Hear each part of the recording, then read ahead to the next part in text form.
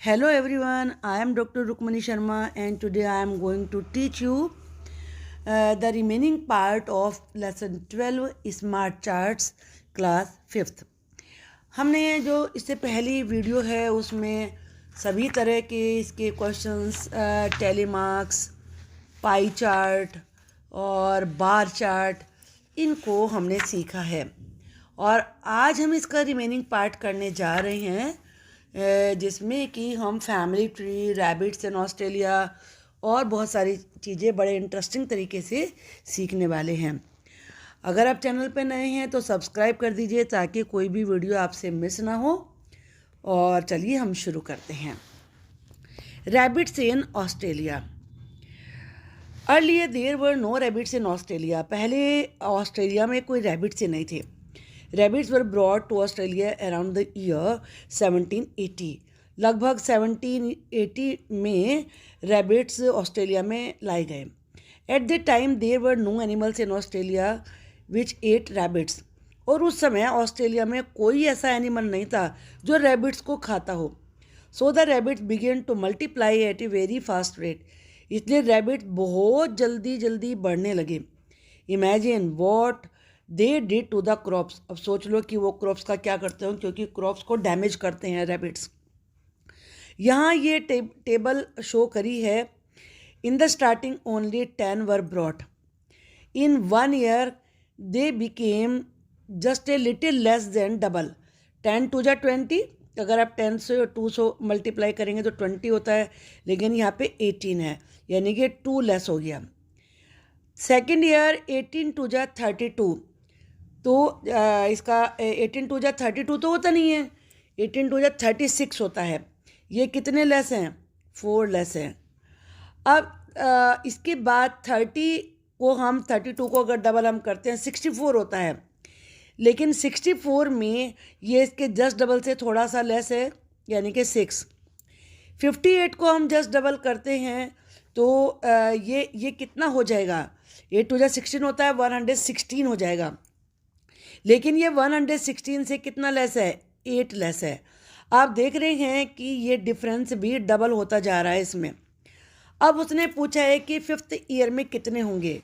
5th year में अगर हम मान लीजिए 108 का डबल करते हैं तो 216 बैठते हैं। लेकिन ये डिफरेंस भी आप देख रहे हो कि 2 के डिफरेंस से ही लेस हो रहा है। तो 8 क्योंकि नेक्स्ट जो डिफरेंस आता है वो है 10। तो ये कितने होंगे? 206, यानी कि 206 हो जाएंगे। अब 6 ईयर में अगर हम देखते हैं तो 206 का डबल कितना होगा? ये हो जाएगा यहाँ 12 और यहाँ 4, यानी कि 412 हो जाएगा।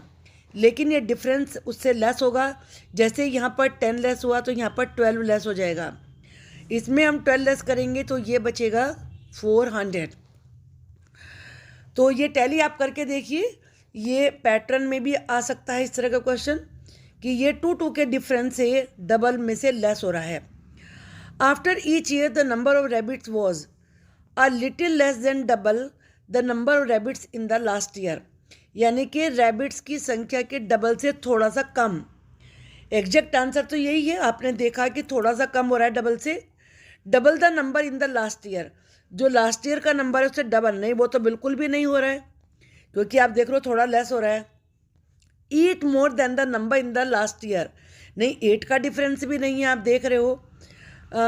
और मोर देन, ये भी इसका रॉन्ग है। More than double the number of rabbits in the last year, नहीं डबल करके उससे ज़्यादा भी नहीं है, बल्कि वो तो उल्टे कम हो रहा है। तो ये आई थिंक ये टेबल आपको समझ में आ गया होगा इसका पैटर्न।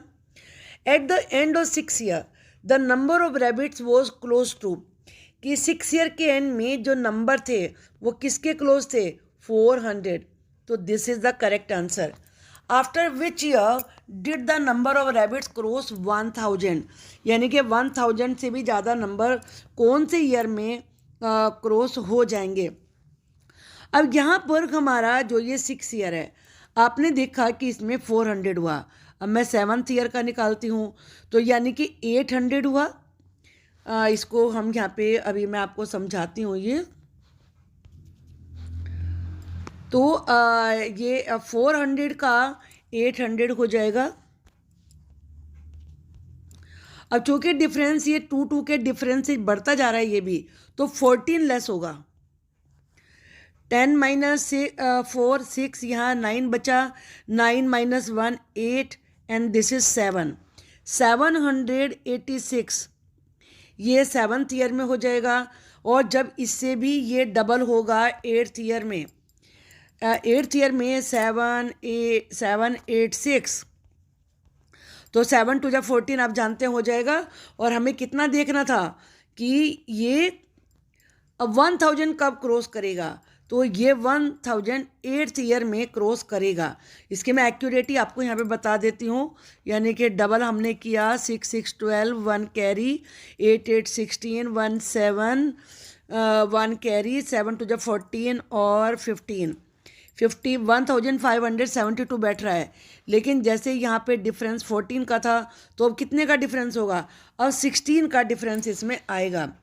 1572 माइनस 16, तो ये कितने का होगा, 12 माइनस 6 6, एंड यहाँ पर 6 रह गया, 6 माइनस 1 5, एंड हियर रिमेन्स 4, 1456, यानी कि 1456 ये 8th ईयर में हो जाएगा, जो कि 1000 से ज़्यादा है।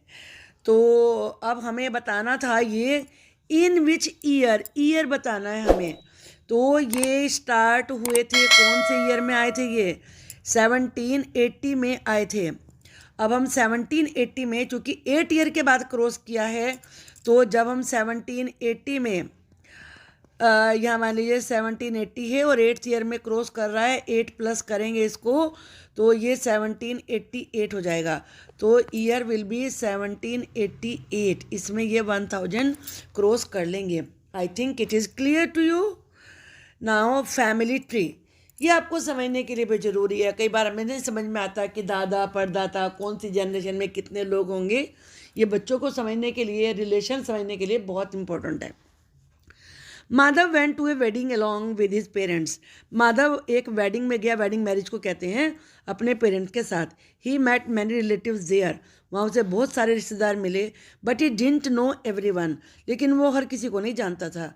ही मैट हिज मदर्स ग्रैंडफादर, वो अपनी माँ के ग्रैंडफादर से मिला, but found that her grand mother is not alive, alive मैंने जीवित।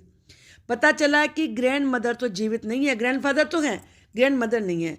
ही ऑल्सो फाउंड से ये भी पता चला दैट हर दादीज मदर, यानी कि जो दादी की माँ है, grandmother's mother is still live, वो भी जिंदा है, and is more than 100 years old, और वो 100 ईयर्स से भी ज़्यादा बड़ी है। Madhav got confused, Madhav confuse हो गया।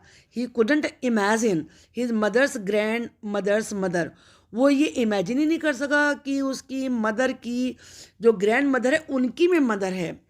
सो Madhav mother made a family tree for him, इसलिए माधव की मदर ने उसके लिए फैमिली ट्री बनाया। चलिए हम भी देखते हैं ये फैमिली ट्री। ये है माधव, ये है फर्स्ट जनरेशन।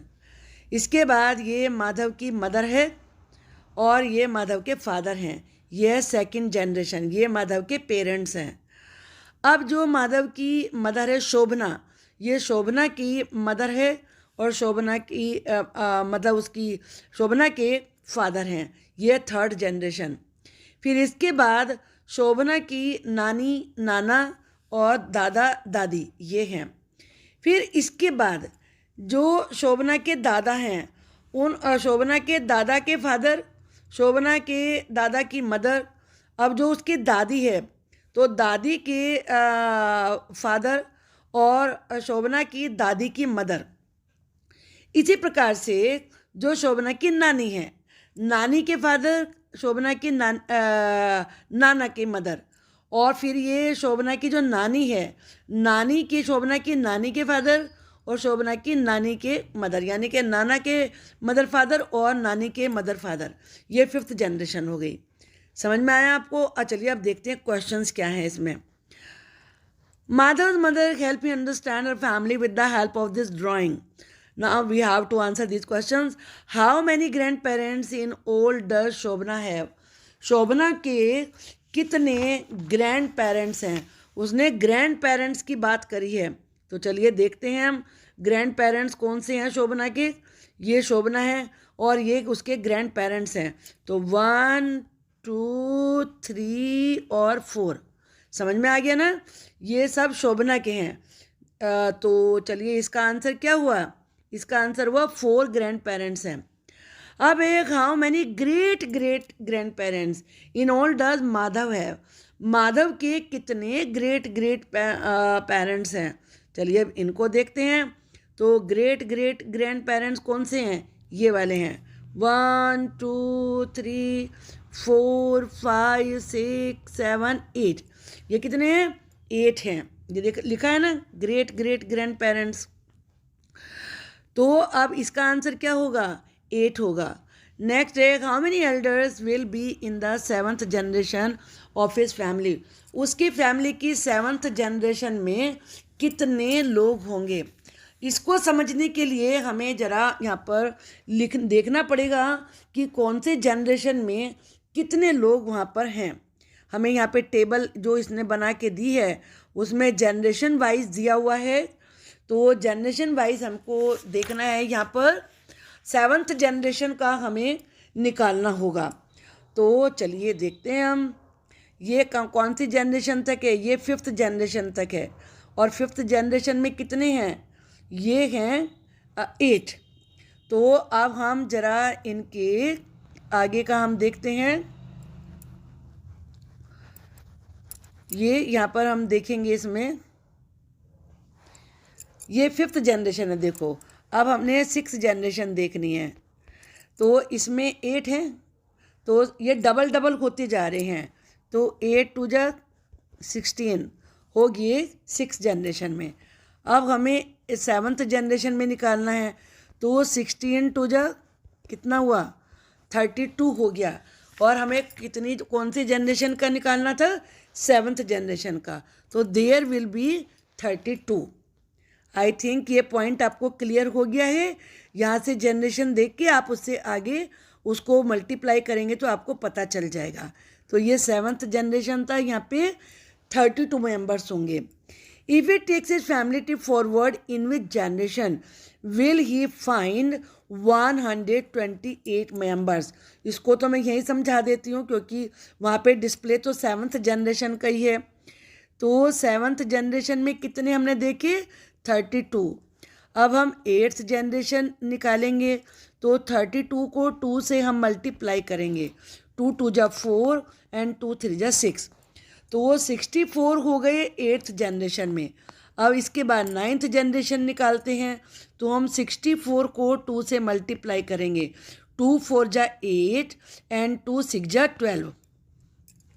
2 4 जा 8 और 2 6 जा 12। तो आ गया ना 128।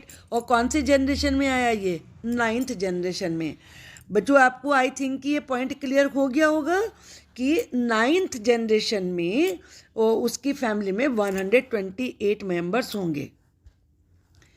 इसको यहाँ से मैं ये इरेज करके आपको यहाँ पर इसका आंसर राइट कर देती हूँ।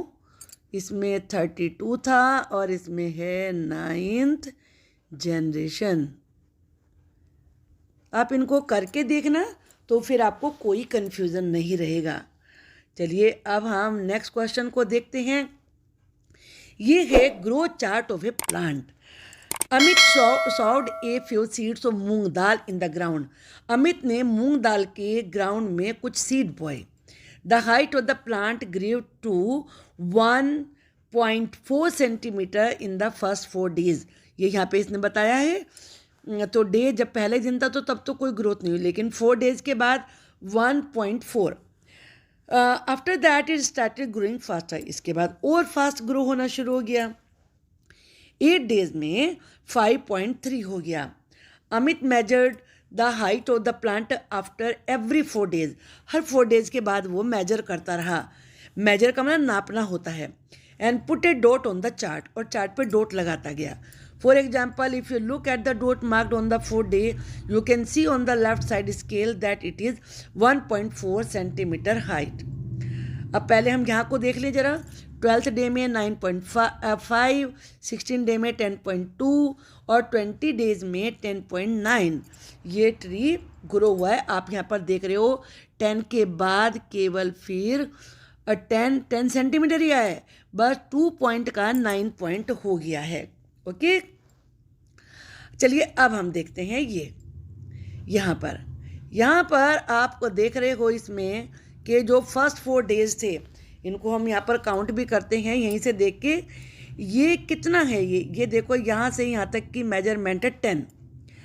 अब ये ये यहाँ पर ये नीचे डेज लिखे हुए हैं, तो 4 डेज में कितना हुआ। अब ये यहाँ पर आप पॉइंट देख रहे हो कि ये इसके हाफ में है, तो ये है 1.5, 4 डेज में 1.5।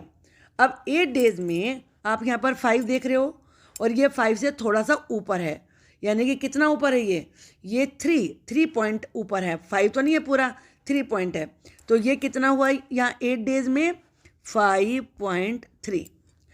अब ये 12 डेज में दिखा रखा है, 12 डेज में आप देख रहे हो कि ये 9 सेंटीमीटर से आप देख रहे हो बिल्कुल इसके हाफ में है, तो ये कितना हुआ 9.5।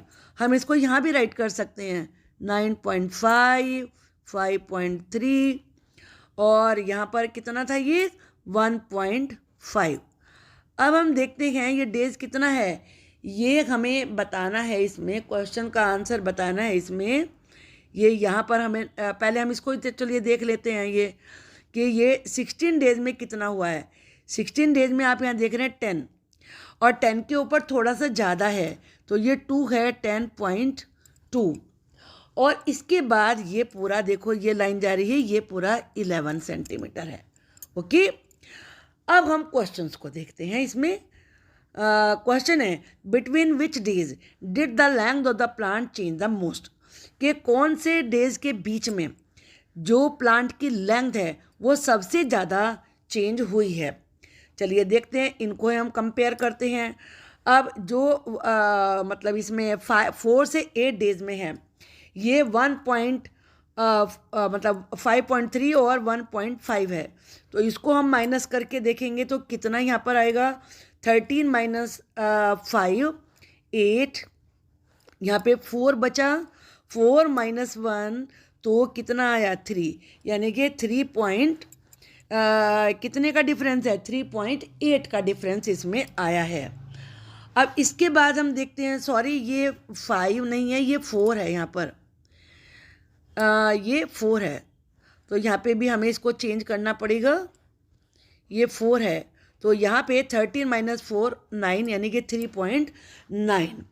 इसके बाद हम इस वाले और इस वाले डेज को माइनस करते हैं 9.5 and minus 5.3, 5 minus 3 2 and 9 minus 5 4, तो ये 4.2 है। वैसे अगर हम थोड़ा और अंदाज़ा ऐसे ही लगा लेंगे तो आप देख रहे हैं ये 3.9 है जो 4 से 8 डेज के बीच में। 8 से अगर हम ये 12 के बीच में देखें तो ये आंसर हमारा हमें यहाँ माइनस करना होगा 9 माइनस 5 5.3, तो ये 4.2 आ रहा है। ओके, इसके बाद देखेंगे 9 से 10 तो बहुत ही कम है और 10 से फिर 11 तो और भी ज़्यादा कम है। कंपैरिजन मेनली इसका है और इसका है, तो इसमें आप देख रहे हैं सब ज़्यादा ग्रोथ कब हुई है, ये हुई है इसमें और इसमें। अब ये डेज कौन से हैं, ये है 8 to 12, तो इसका आंसर क्या होगा, ये वाला इसका आंसर होगा कि 8 to 12 डेज में मैक्सिमम ग्रोथ हुई है। What could be the length of this plant on the 14th day, 14th day में इसकी ग्रोथ कितनी होगी। इसने डेज कितने दे रखे हैं यहाँ पर, ये कितने डेज थे यहाँ पर 14 के बाद हमें देखना होगा कि 14 के बीच में कितनी ग्रोथ हुई होगी।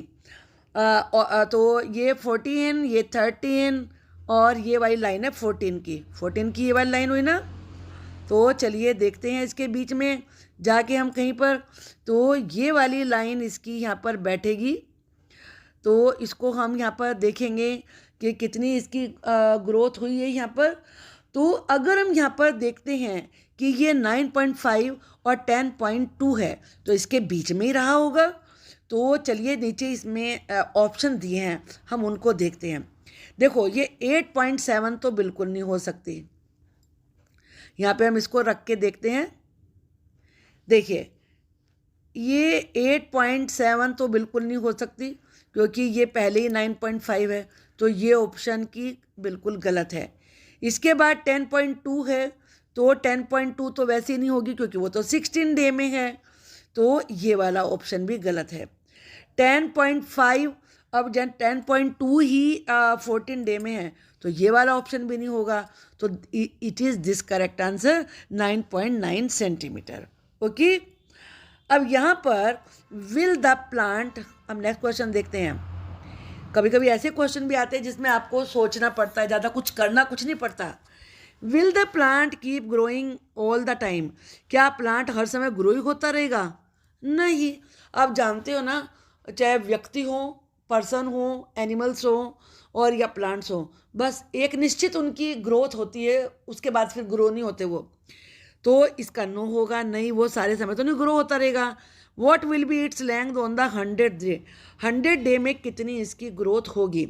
तो यहाँ पे इन्होंने दिखाई है 11 सेंटीमीटर तक की, इन्होंने यहाँ पर दिखाई है 20 डेज में। अब इसके बाद ये मूंग का प्लांट है, मूंग का प्लांट है, तो कितना बड़ा होता होगा? ये श्रम में ही आता है, तो ज़्यादा ये मेरे हिसाब से 70 to 18 सेंटीमीटर तक ही बढ़ेगा, उसके बाद इसकी ग्रोथ नहीं होगी। तो आई होप कि आपको ये चैप्टर अच्छे से समझ में आ गया होगा, और आपको समझ में आया है तो आप ज़रूर सब्सक्राइब करिए और चैनल को, और मेरी जो वीडियो हैं उन पे मुझे लिख के बताइए कि आपको मेरा पढ़ाया हुआ कैसा लगता है। Thank you.